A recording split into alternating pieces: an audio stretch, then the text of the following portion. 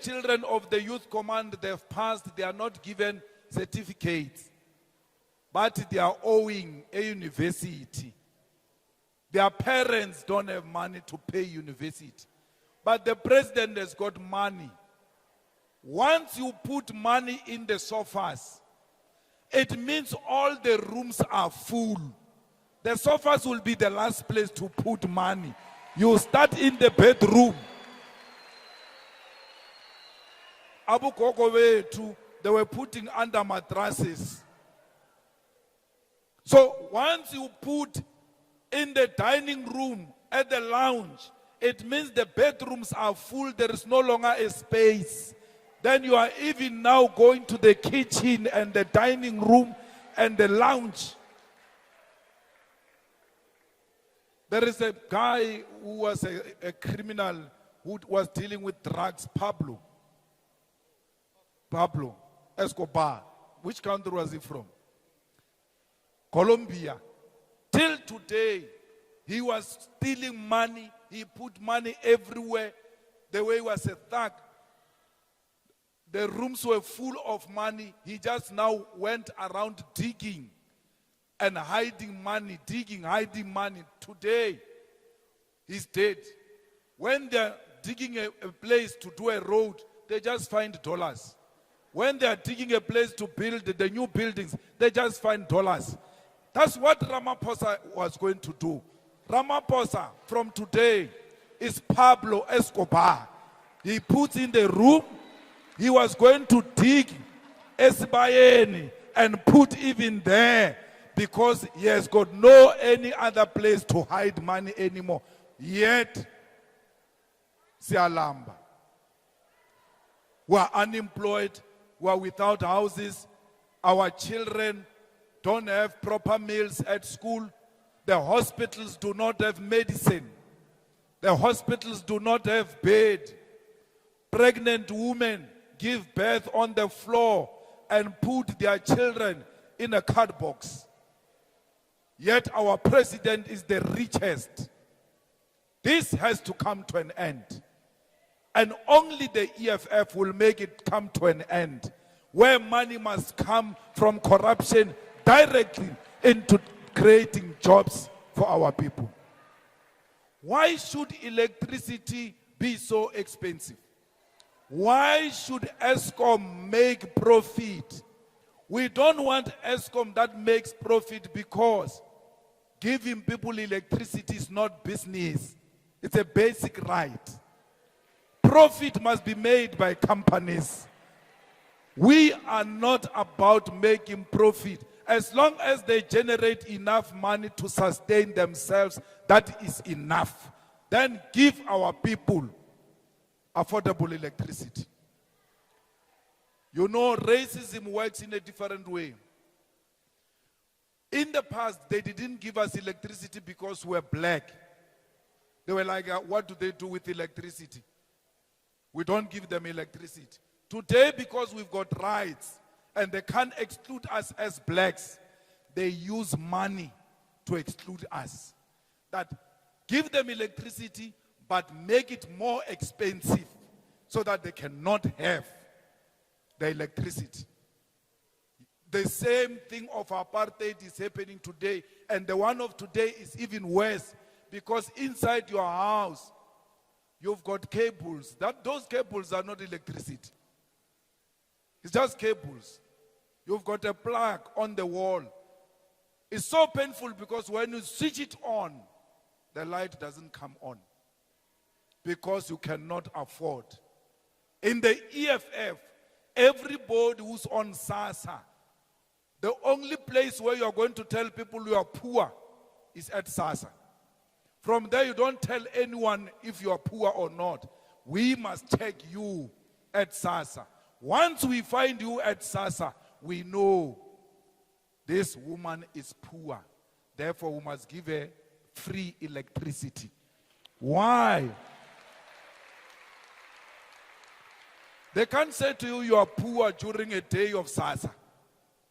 And on the day of paying electricity, you are no longer poor, you must pay. The systems must be linked. This is one government. So that when they punch your ID, it must already tell them, this is a SASSA beneficiary. Then automatically it exclude you from paying for water and electricity because you are poor.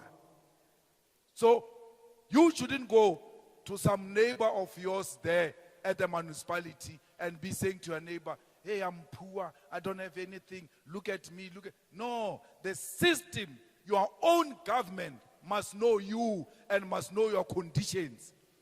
But just by punching your ID, look at what they do to your children. They take them to a no-fee schools. They say in this area it's a no-fee school, meaning in this area the people are poor here. They can't pay school fees. Why do you say they are poor when it comes to school? But when it comes to electricity, they are rich, they must pay. What a contradiction. You came and said this area is full of poor people, therefore fees must not be paid. This school were declaring it a no-fee school. Therefore that area must be declared an area of poor people. Then we automatically exclude them from paying for water and electricity until such time that you create jobs for their children and give these children money to go and pay for water and electricity.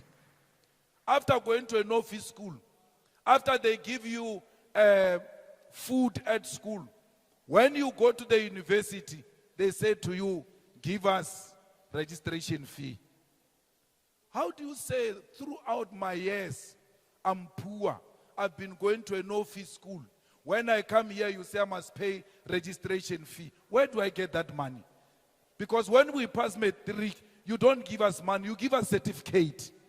So where did this money come from all of a sudden that I've passed matric, I must pay registration fee? There shouldn't be a registration fee. There shouldn't be fees at all for children of the beneficiaries of SASSA. For children who come from no-fee schools, automatically their qualifications must enter them into the university.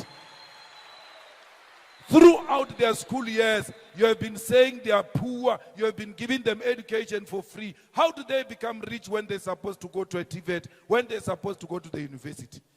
It's because the systems are not speaking to each other. They don't even know that this child comes from a poor family of SASSA beneficiaries. They don't know. The same government, they say, no, you say I can't pay school fees. My father died. But go to a police station to do an affidavit that your father died. How come you ask me to go and do affidavit? You are the one who gave me the death certificate of my father. You are a government. You said my father is dead. How come you don't know that my father is dead? You are asking me to go and get an affidavit. The system must tell you. Because our IDs are supposed to be linked as one. Once they punch my ID, my mother's profile must come. My father's profile must come. And everybody else I'm related to. The government must have that basic information about me. The same thing as hospitals. Uyagula, you go to Msunduzi. That day you are able to talk properly. What are you allergic to? You say, I don't take this, I don't take this, I don't take this. But okay, we'll give you this kind of medication because you are allergic to this. Then you go, eThekwini. There at eThekwini you collapse, you can't talk. No one can ask you, what are you allergic to? Because you can't talk. They are going to give you a medication that contains the things that you are allergic to. Because why? The systems don't speak to each other. They're supposed to put your information in this computer. This is one department of health. It's not two departments of health. These hospitals are owned by one person. That person is called government. When you go to a hospital here and go to a hospital in eThekwini, they must be able to tell you your profile, your health profile. It must be having information of the things that you are allergic to. No, they don't talk to each other as if we are running separate governments when the government is one. Why? We are led by fools who know nothing. They don't know what they are doing. They go there. If there is no tender in this thing, they don't care about it. Tell them about the tender. They all know how the tender works because that's where they steal our money. So we need a government that knows us. We are the ones who have put this government into power. You know, comrades, if you go to Home Affairs, they know all of us, all of us. They can tell you, when you say my name is Surprise, they just tell you from there, you're not South African. Because we don't have to have names as Surprise. Maybe one or two. They can tell you which surname is the biggest in South Africa. The biggest surname, by the way, in South Africa is Dlamini. The Dlamini surname, a lot of people are the Dlaminis. Yeah, the number one surname in South Africa is Dlamini. So, they've got our information there. But how they don't link all of this to be one? So that we don't have to go and parade poverty. No one is proud to be poor. That your children must be carrying a shame on them, going around telling people, I'm poor, can I please get a free registration? I'm poor, can I please get my results? In Parliament, we have put a law that says all those who are owing fees at the university or TVETs, their results must be released. Because these are the children of the poor. How the ANC did not do that all along, I don't understand. What are you going to pay those fees with when they withhold your results? Because they must give you a certificate so that you can go and look for a job. And if you get a better job, you are able to pay them back. So we want you to get your results for free. Because we want you to go and look for a job and contribute into your families. RDPs are not the future. The future is jobs. Why must we have the houses that look the same? No, I don't want a house that looks like yours. I want to build mine in my own image. How do I build my own house? Give me a job. I will build my own house. Why do you give me RTP? It's because you want to keep me here. You don't want me to leave. Every time I complain, you say, we've given you a house. I don't want a house. I want a job. I've gone to school. I've got qualifications. I don't need anybody's favor. I don't want to go around, begging councillors.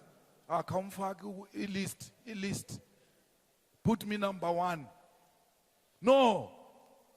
They want to give us RDPs because they want to remind us every time we open our mouth. Today, they have a problem with Malema. Why? Malema is not a problem. Malema says, give these people land. The stolen land must be returned into the hands of the rightful owners. We want our land back. Everywhere I speak in English, it's not because white people can't hear what I'm saying. They hear what I'm saying. I never said white people must leave South Africa. I said return the land so that we share the minerals of this country together. They want to sit on the table and eat alone, and then we must watch them. That time is over. We want to sit on the table. This table belongs to us. It is our table. You will never have dignity without a land. No one will be respected without a land. We are not disrespected because we are black. We are disrespected because we don't own property. And the ownership of property starts with the land. If you want to eat, food comes from the land, if you don't know. The clothes come from the land. The jobs comes from the land. When you say, we want these mines, on whose land? Because you must first take the land. Then the land comes with everything. That's why when they arrived here, these whites, they did not steal our women. That they did later. When they arrived, the first thing they stole was the land. From there, they knew everything will follow them. If you are poor, you don't have the land, you enter Pep store. And just before you entered Pep store, they stole a phone inside that shop. When you arrive at the Pep store, they are searching people looking for the phone. And the first thing you say when you arrive, or what's happening? What's happening? But no, the phone is missing here. You are going to search yourself. Or I didn't take any phone. But you're not there. The reason you do that is because you are going around with shame. You are not proud. You do not own the land. Look at an uneducated white person. By the way, many of them didn't go to school. White Afrikaner here in Msundus. Look at him when he walks. You will even feel like you can hear the footsteps. He walks with confidence because he knows he owns this property. We don't walk with confidence. We all walk like we're running away. We walk like this, so that if trouble starts, I'm able to run. I can't be a suspect. Why? Because we don't have the land. That's why they fight anyone who says, give the people the land. Why? These people are going to have their dignity and they are going to speak back to white people because that's what ownership does. They will never undermine us. But KZN, we cannot take the land without KZN being part of the struggle to return the land into the hands of rightful owners. We want proper roads. We want every house to have a tap, and that tap must have a running water. No human being must drink water with animals. No one. We want our children to get jobs, to get education. We too, we want everything else that children of white people have. We want to have those opportunities. And we will never give up about that struggle. We are not in a struggle for votes. Whether our votes have declined in KZN or not, as long as we find people gathered like this and saying, we are part of the struggle to return the land into the hands of the rightful owners, then we are on the right track. We want our banks, we want our mines. When you say, let's build a government-owned bank so that our people can get affordable services from the banks and loans and the bonds, they say, what are you doing with the banks? Government can't enter the banks. There is banks already. We want government bank. Why? There is a government school, there is a private school. There is a government hospital, there is a private hospital. Why are they refusing government to have a bank so that our people can be given opportunities? Today when you go to a bank as a black person, you are a high risk. You are a high risk. They cannot give you a loan easily.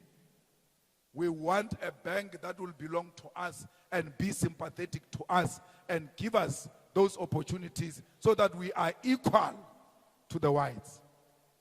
So this province is very important in the EFF, and we will never give up on bringing back our votes so that the EFF goes right into the legislature, right into the councils, and make the right decisions for our people.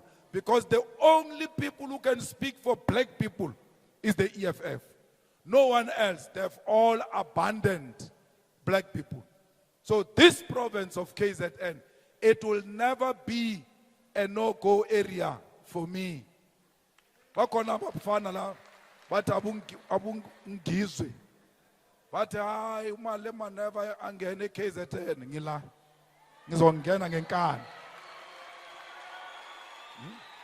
There is no one who can stop me here. Not even IFP can stop me.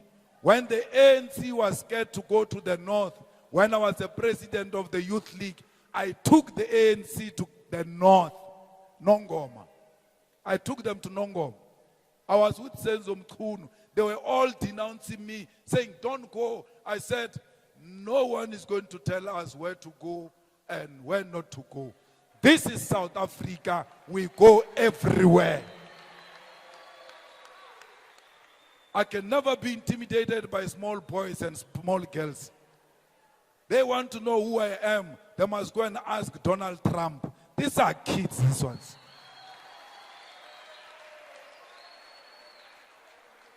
I'm also known in America there. The president of America knows there is Malema. You can't intimidate him. He's not scared of anything, especially when it comes to issues of black people. There is no one who's going to make us be scared.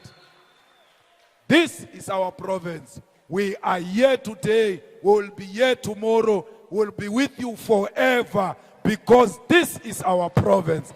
And we want to make sure that we grow the influence of the EFF in KZN. The EFF is not going anywhere. It's going to stay here in KZN. Whether by Atanda, Batandi, Ikona EFF in KZN, Msunduzi, everywhere. Were there. Nasenkandla sikhona. Ulundi sikhona. No one can stop us. In UKZN, we are there. The SG was in a university in Zululand. Just some few days ago. Sikhona eZululand as EFF. So whether somebody likes us or not, as long as they are unemployed youth, as long as petrol attendants are still paid less money, as long as domestic workers are still being harassed, as long as the farm workers do not have their rights, the EFF will always be there to make sure that the rights of those people are protected. That's why we've got a youth command. Why? Because we are the future. There is no way we can be successful if we don't build the second layer and the third layer of leadership. In these young people, when we die, they must pick up the spear and continue with the struggle for economic freedom in our lifetime. It's a struggle for generations to come. It's not a struggle that is going to end now.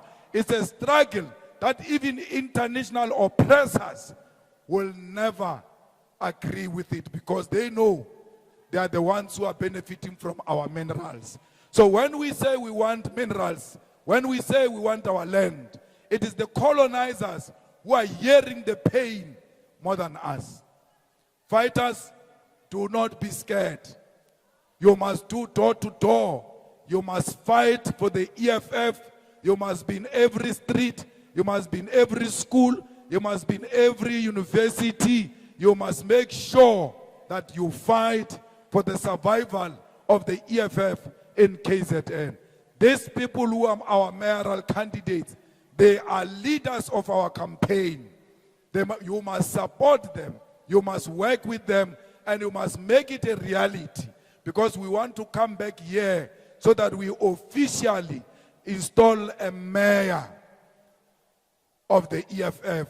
And let that thing start here in KZN, where they thought they finished the EFF. Msunduzi must rise and say, we are the ones who are raising the red flag that the EFF is going nowhere. It is here in South Africa, it's here in KZN.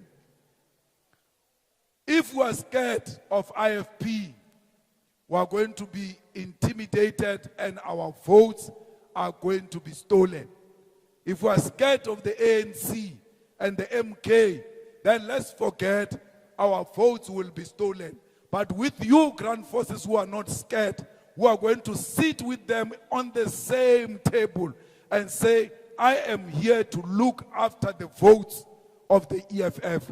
I don't care how many they are. Every vote counts. I'm here to make sure that they don't steal the votes of the EFF. Let the EFF be led by people who are not cowards. You must never be intimidated by another human being. You are all born of a woman. No one is better than you. No one has got monopoly of violence. And therefore, no one must shaken you, must intimidate you with violence. Even if they kill you, they will never kill your ideas. Your ideas are out there, and those ideas will forever be celebrated. They killed Steve Biko, we still talk about him today. They killed Chris Hani, we still talk about him today. They killed Subukwe, we still talk about him today. They killed our leaders, but the ideas were already out. They will never kill the ideas that are aiming at liberating black people. Do not be scared. Economic freedom is the future of South Africa. There is no South Africa without economic freedom. The EFF is here to stay, and no one can threaten the future of South Africa. The future of South Africa is red. When you go to vote, when you vote against the EFF, you are voting against your blood, because your blood is red. The EFF is red. We are voting EFF on the 4th of November. Msunduzi will bring the freedom and the true economic freedom in our lifetime. Amandla! Amandla!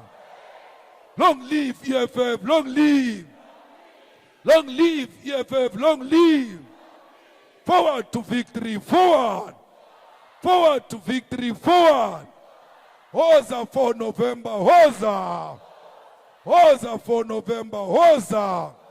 Auno makubi siyaya, siyaya. No makubi siyaya, siyaya. No mabese tubulas besishaya.